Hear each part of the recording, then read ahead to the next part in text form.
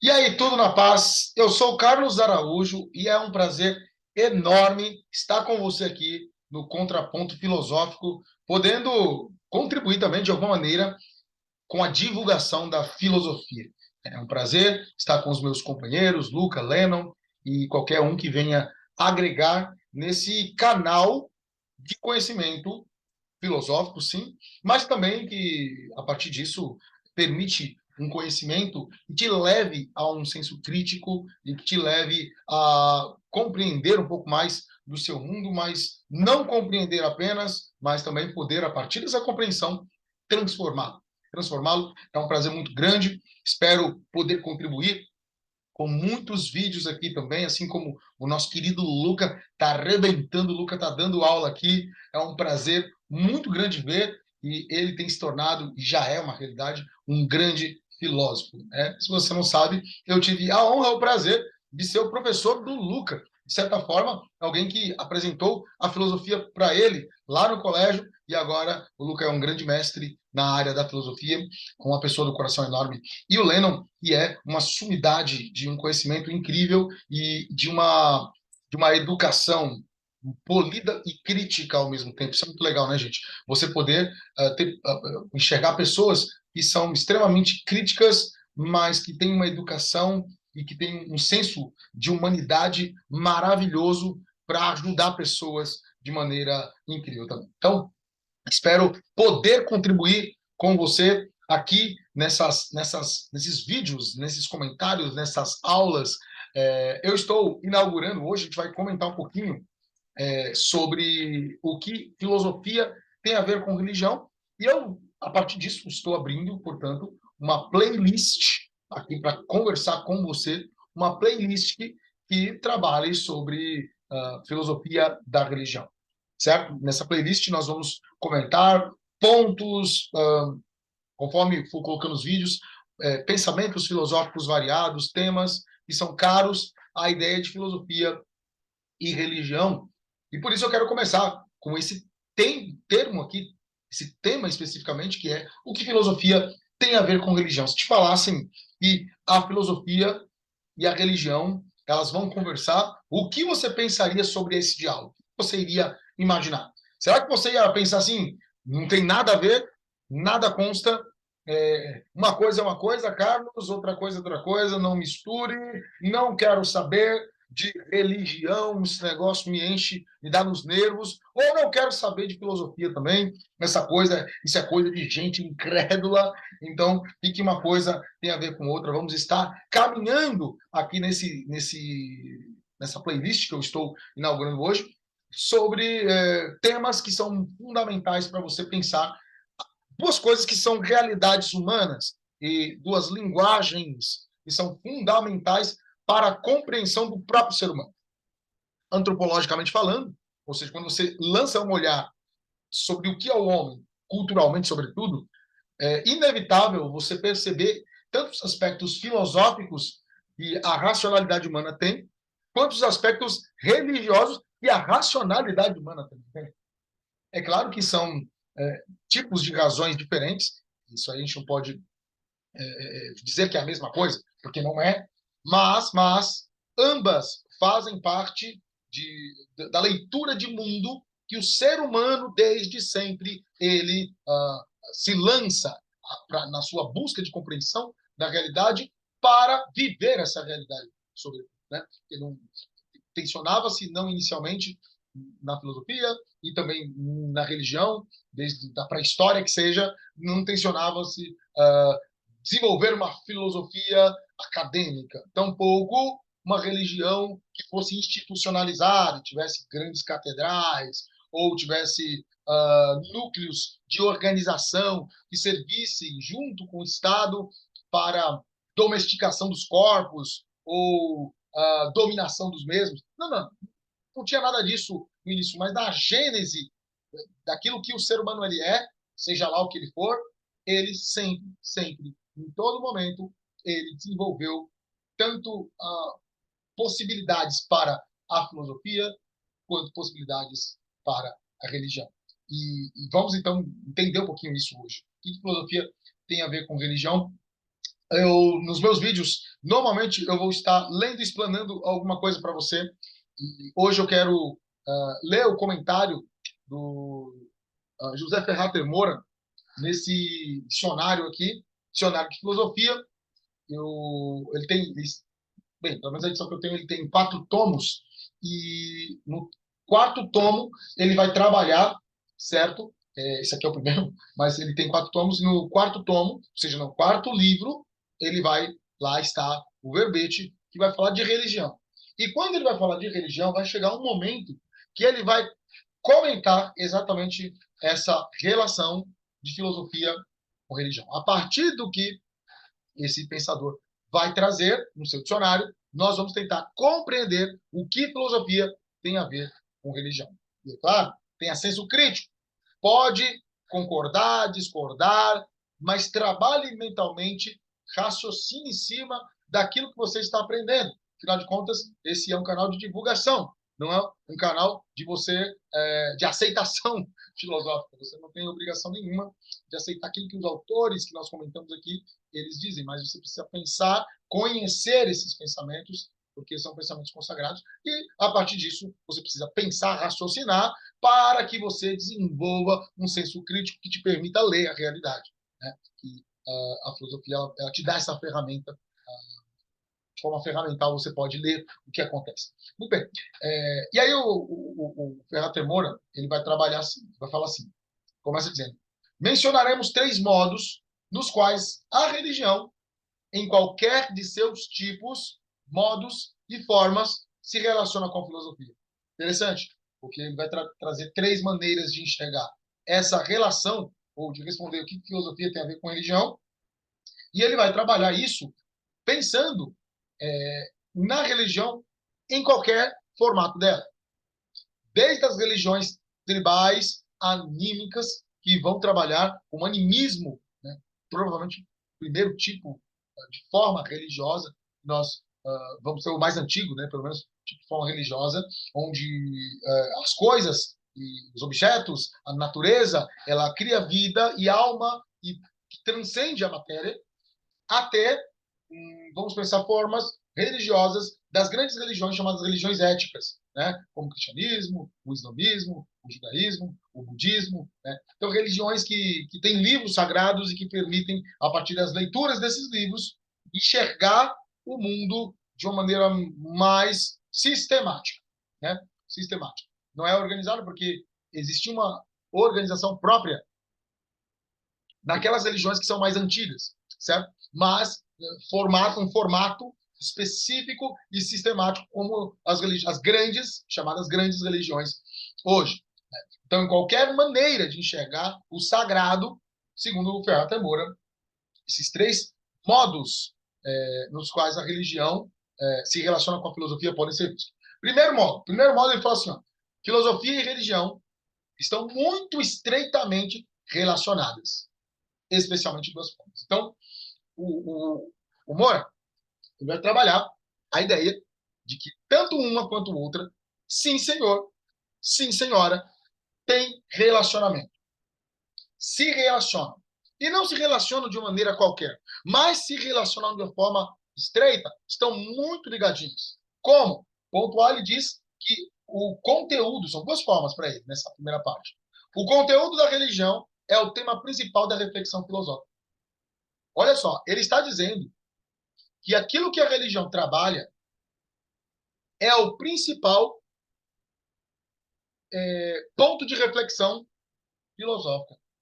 E ele não explana muito bem, não. Mas vamos tentar entender o que ele quer dizer com isso. Talvez alguns temas que a religião, de fato, vai trazer, a filosofia definitivamente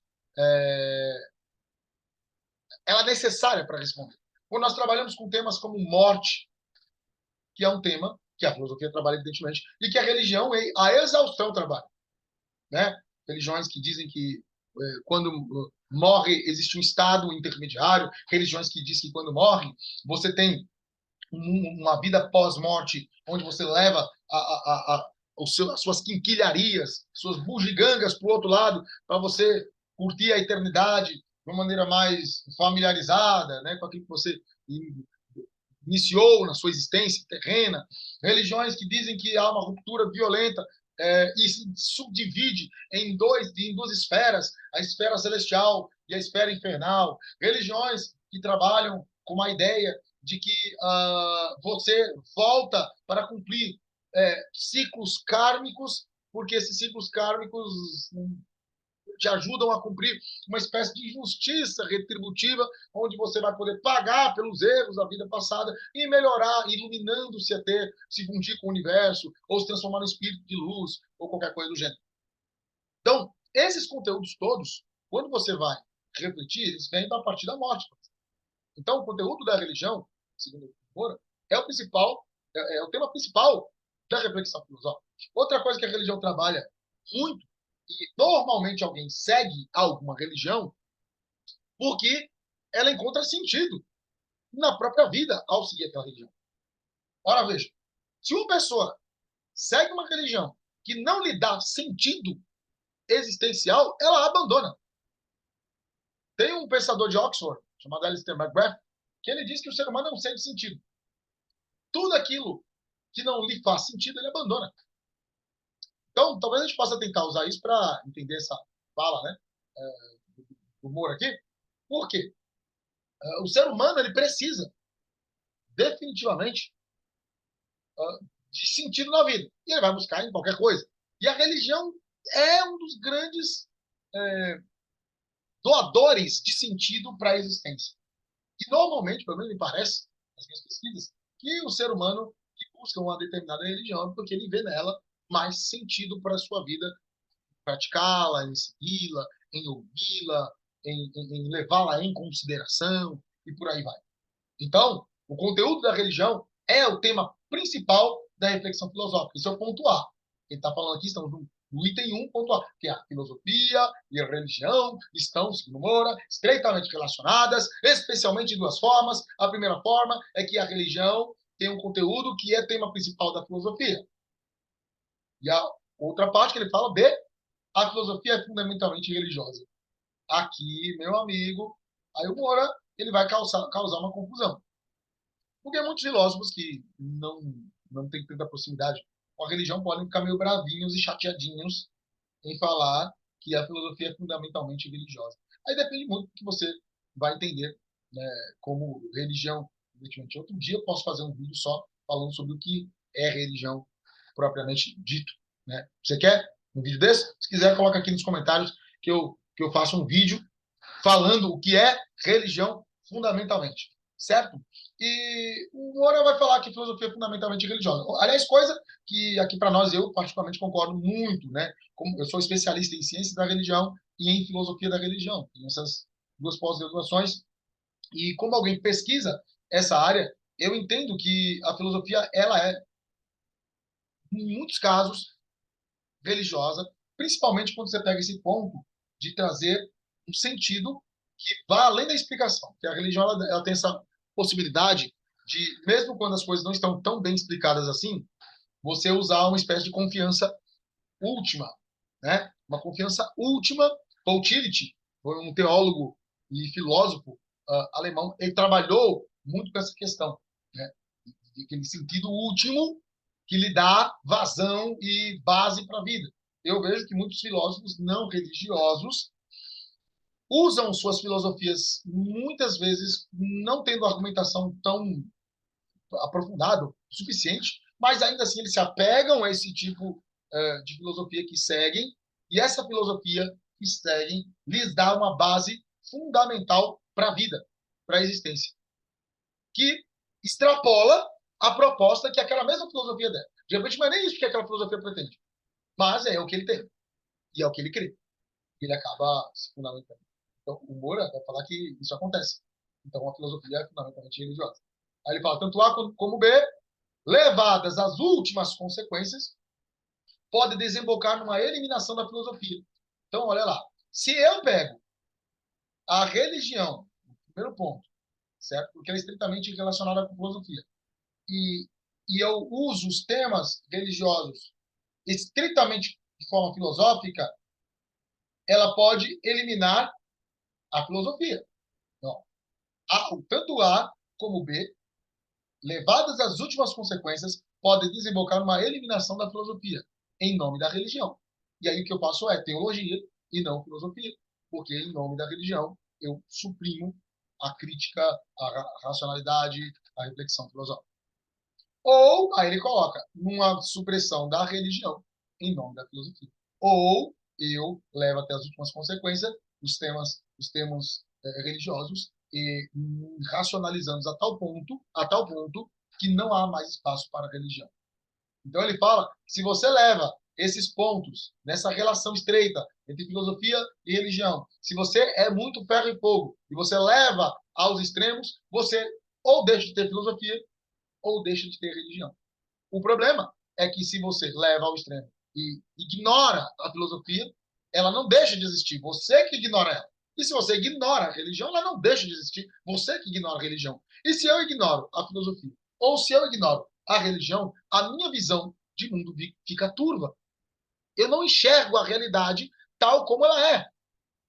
E não estou alegando A ou B, sendo a verdade absoluta, mas apenas dizendo que A e B estão no escopo da minha análise para a compreensão da vida.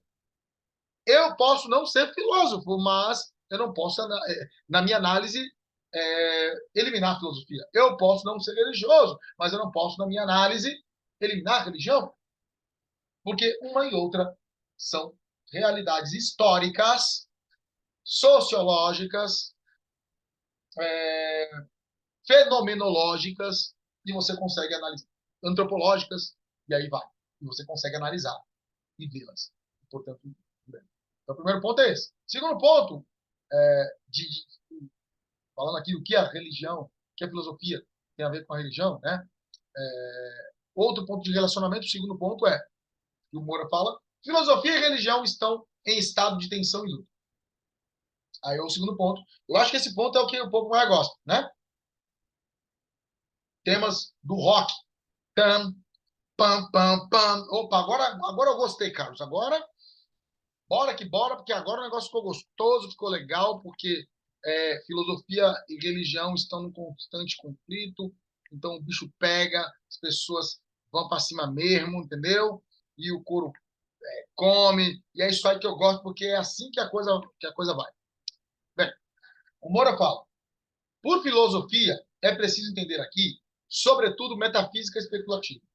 Então, ele está chamando de filosofia aqui aquilo que vai além da observação empírica, aquilo que vai além dos testes científicos puramente ditos, aquilo que está no campo da especulação filosófica, ou seja, a própria morte, que nós falamos, né? Aquilo que você não que você abre margem para uma série de questionamentos.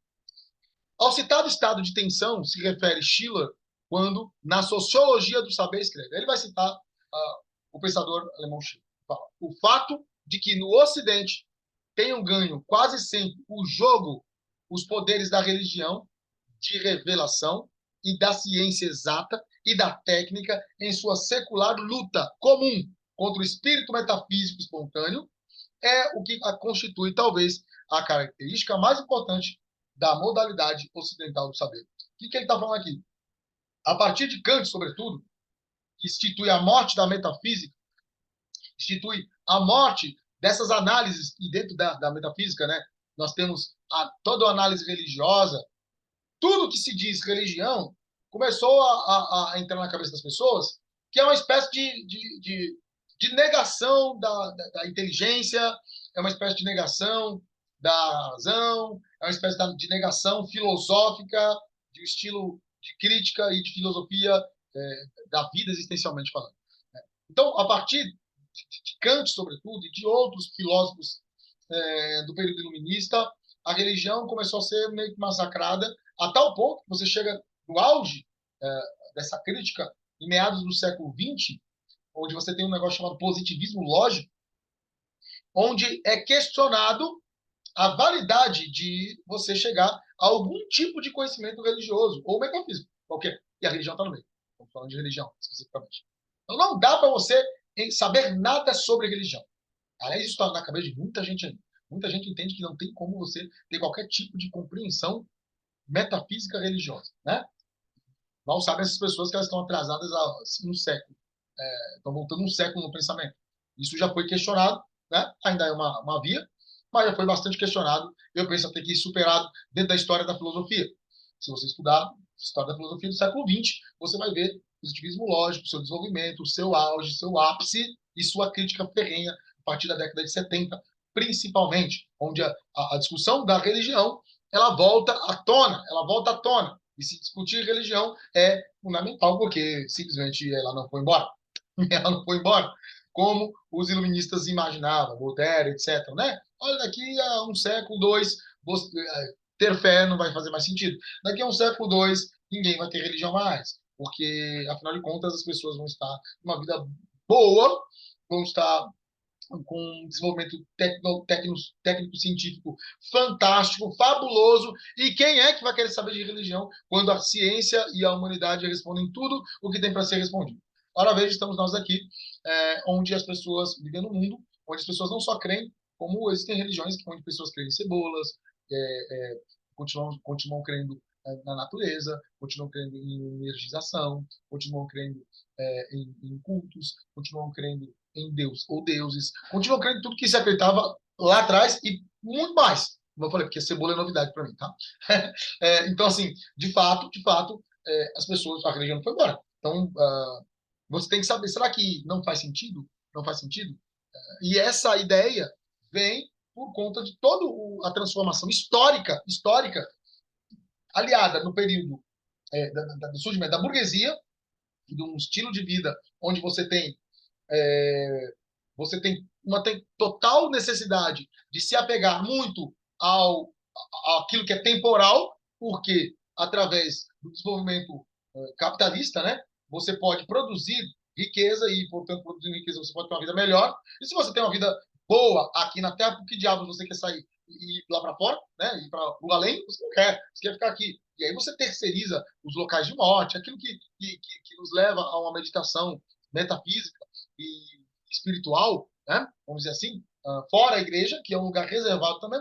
Então, abole a ideia das práticas que eram muito comuns no século XVII, XVIII, XIX, que eram os cultos em público, até no século XX também você tem, né, cultos em público, você diminui cada vez mais para alguns eventos apenas, você terceiriza a fé para dentro de comunidades ou outros, né, dependendo da fé, principalmente, vamos pensar no cristianismo aqui, sobretudo, que predomina no Ocidente, e você tem um local de culto, portanto, quando a morte surge, você tem locais específicos para ela, para escondê-la, para você não ficar pensando na morte o tempo todo, na lenha, essas coisas. Você tem que pensar no aqui e agora, na produção, sim, e é óbvio que se aí alguém é patrão, ele vai querer que você pense na produção para ele, não produção para você, e aí você precisa, então, ficar focado no aqui e no agora, e não fique focado no ali além, e deixa isso para lá, ou permita que isso apenas fique no seu foro íntimo e não manifeste de maneira nenhuma suas crenças, porque isso não dá para compreender, é incompreensível. Isso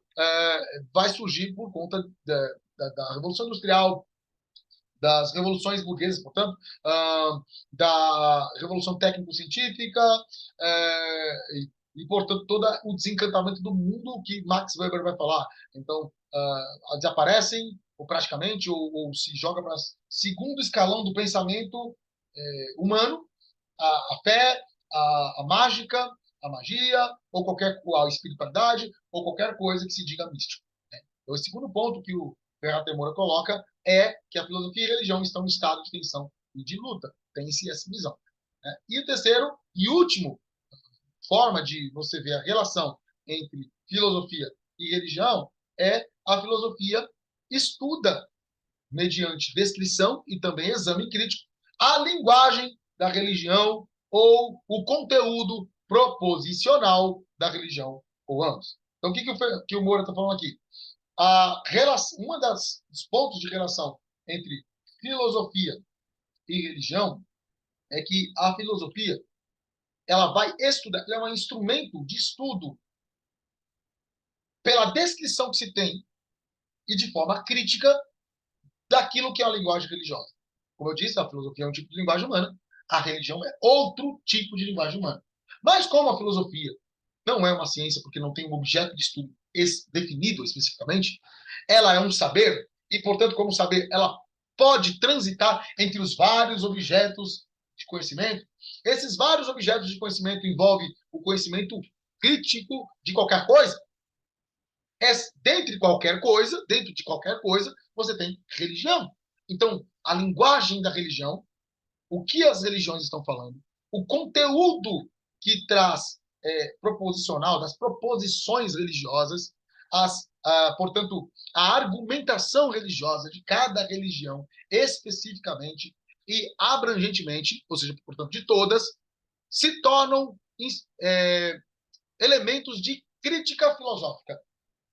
A filosofia tem o direito, e eu penso que até, deixa transparecer, o dever de analisar criticamente o conteúdo e a linguagem de cada, portanto, as narrativas de cada filosofia, para saber o que essas filosofias realmente pensam, por que pensam, do que resulta esse pensamento. Então, a religião, o Moura fala, pode ser qualquer religião. Então, não há uma discriminação de A ou de B. Ou então, uma confissão religiosa determinada, que às vezes a pessoa não faz parte, ou o grupo não faz parte, de uma religião organizada no sentido ocidental, institucionalizada. Não tem uma instituição, mas é um movimento espiritual, espiritualidade, vamos dizer assim, um movimento místico, sem uma base ou um núcleo rígido que se dê para analisar, mas tem um movimento. Então, isso também pode ser analisado. Ele fala, no curso de tal descrição e exame crítico, a filosofia pode ocupar-se, entre outras coisas, dos seguintes temas. Aí ele vai dar uma série de temas aqui. O tema A. O que a filosofia pode analisar dentro dessa ideia? Do ponto 3 aqui. A relação ou a falta de relação entre as crenças religiosas e os princípios morais. Religião e moralidade. Ética é uma das grandes áreas da filosofia.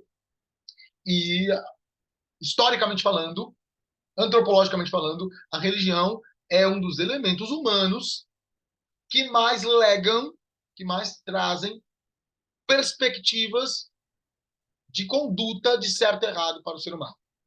Consegue concordar com o Mora? Eu consigo facilmente.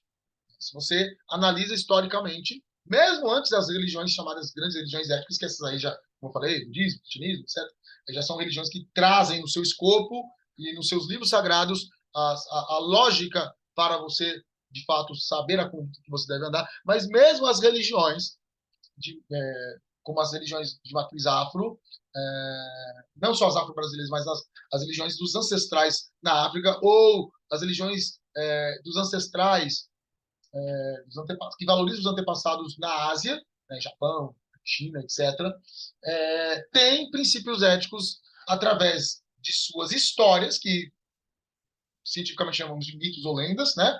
Mas de suas histórias contadas que legam uma série de princípios que você deve seguir ou não. Então, esse é um ponto. Outro ponto, a filosofia, quando analisa criticamente a religião, pode estudar a estrutura e as formas dos enunciados religiosos. Eu estou falando para você. Então, aquilo que a religião fala, portanto, os discursos religiosos que se colocam, historicamente, nós percebemos ao longo da história, que definitivamente foram discursos, muitas vezes, para imprimir um poder ou para agregar ou para justificar poderes, tem que ser analisado. Também pode se ocupar a filosofia na sua análise crítica da estrutura e formas de experiência religiosa. Isso aí nós temos uma área na filosofia da religião que é a fenomenologia da religião, onde estuda o fenômeno, como é que foi, como é que se deu a forma da experiência da religiosidade Yanomami. Como é que se dá a expressão religiosa das tribos do Kalahari? Como é que os povos descendentes, que descendem dos Incas, eles veem a espiritualidade, uma vez que hoje há uma imbricação, como é que é a palavra mesmo? A mistura religiosa, eu vou esquecer a palavra, você sabe, né?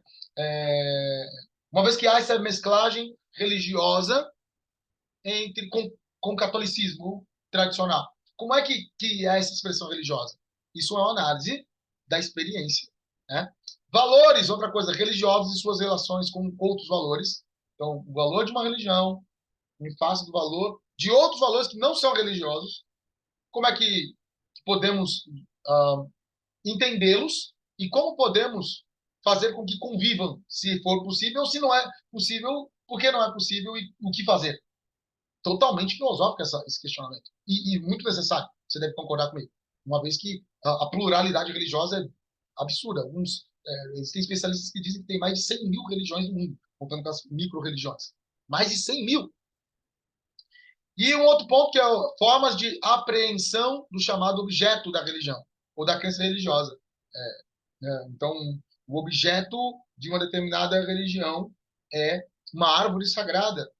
Como é que se dá a compreensão, como eles se relacionam com essa árvore sagrada?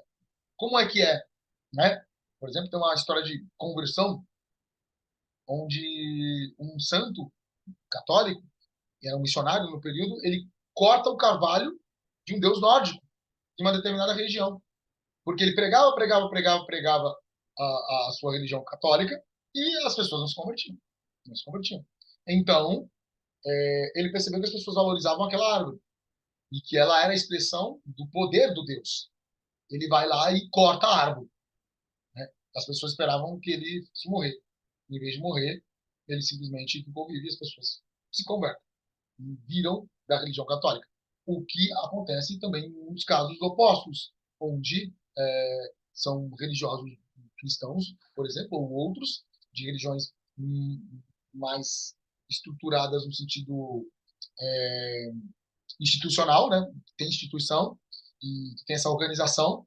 E aí acontecem coisas que fazem as pessoas saírem dessas instituições e se lançarem num tipo de religiosidade mais natural, que se envolva mais com a natureza, ou que valorize a natureza como divindade, etc. Isso acontece. Então, como é que o objeto da religião ou da crença ela é aprendida? A natureza e a justificação, último ponto que ele coloca, a natureza e justificação, ou falta de justificação, das provas que se apresentam em religião, ou na racionalização filosófica das crenças religiosas. Aí você tem, por exemplo, Deus existe, cientificamente sabemos que não tem como provar ou desprovar Deus, porque a ciência analisa aquilo que está dentro do natural e Deus se pretende, ou deuses se pretendem sobrenaturais. Então, a ciência não tem nada a dizer, porque ela não pode analisar, certo? Então, a bagaça fica para onde? Fica para a filosofia, que é quem vai analisar, quem vai ter que analisar. Existe ou não existe? Qual é a justificativa? Qual é a natureza dessa justificativa? Ou não tem justificativa nenhuma? Ou é só uma loucura ensandecida de que existe ou de que não existe? Né? Essas provas são lógicas, as provas lógicas são suficientes ou não são tão lógicas assim? Né? Ou as provas emocionais são suficientes, mas como podem ser suficientes se não tenho como analisar a emotividade do outro, do ser alheio? Né? Ou existe uma racionalização de uma crença? O que acontece quando as crenças ficam muito racionais? E aí por aí vai. E aí o Moura encerra falando que normalmente, na atualidade, o que se chama filosofia da religião, que é uma das minhas formações, inclusive, né, adota o modo 3. Adota o modo 3, que é o modo que a filosofia estuda, mediante descrição e também exame crítico, a linguagem da religião, ou o conteúdo proposicional da religião, ou ambos. Né? Então ele vai trabalhar essa ideia, e ele fala, em razão de alguns dos temas mencionados nesse modo, é óbvio que se requer o auxílio de outras disciplinas. Então a filosofia da religião não tem como analisar só com um raciocínio crítico filosófico isolado, porque isso não existe. Demanda de uma interdisciplinaridade. Porque ele fala, requer o auxílio de outras disciplinas, como a história, comparada às religiões. Eu acabei de dar vários exemplos para você, comparando, né, de forma muito rasa, claro, o pensamento religioso ou interreligioso, ou pluralista no sentido religioso. Né? A sociologia da religião, que é como a convivência dessas religiões vão acontecer entre si e entre a sociedade, e a psicologia da religião também, hoje principalmente, né? como funciona o comportamento psíquico, do mundo psíquico do ser religioso, dos grupos religiosos, da pessoa em si religiosa, do não religioso e por aí vai. Então, é um mundo de conhecimento você pensar filosofia. O que filosofia tem a ver com religião? Tem tudo a ver. E porque a filosofia ela tem tudo a ver com qualquer coisa que vale a pena ser questionado e criticado, certo? E religião é um fator humano desde a pré-história, desde o paleolítico tardio. Você tem evidências de espiritualidade e de religiosidade variada nos primeiros Homo sapiens que deixaram o registro, né? E antes disso, muito possivelmente deveria ter, mas os registros se perderam com a ação do tempo, certo? Então, basicamente, que filosofia tem a ver com religião? Esses três modos, a filosofia e a religião, estão muito estreitamente relacionadas, é, principalmente que a filosofia tem conteúdos da religião nela e a religião e a filosofia muitas vezes é religiosa em si. A filosofia da religião também tem uma luta intensa criada, essa batalha foi criada no período mais recente, que é o iluminismo, sobretudo, pós-iluminismo, né, até na pós-modernidade, embora a pós-modernidade surja como reação, por conta da forma de vida que o mundo burguês, as revoluções burguesas, né, a Revolução Industrial, a Revolução Francesa, a Revolução Inglesa, etc., trouxeram, e junto com a Revolução Científica, trouxeram o estilo de vida das pessoas, fazendo com que houvesse uma espécie de crise de fé e uma série de questionamentos. E, por fim, a filosofia estuda, então, e aí é o ponto que eu acho mais interessante aqui para nós, ela estuda a linguagem da religião e o conteúdo das religiões, certo? Uma coisa ou outra, ou as duas. Tudo bem? E aí, gostou? Espero que sim. Se você gostou, não esqueça de deixar seu like aqui. Não esqueça de compartilhar com outras pessoas. Foi um prazer muito grande poder gravar esse primeiro vídeo aqui, o Contraponto Filosófico. Nosso canal tem sido maravilhoso. Espero que você fique aí na sua paz e que você possa meditar, desenvolver um raciocínio crítico, filosófico, por muitos anos e você possa ter experiências fantásticas com a filosofia nos vários campos da sua vida. Beleza? Até a próxima. Valeu!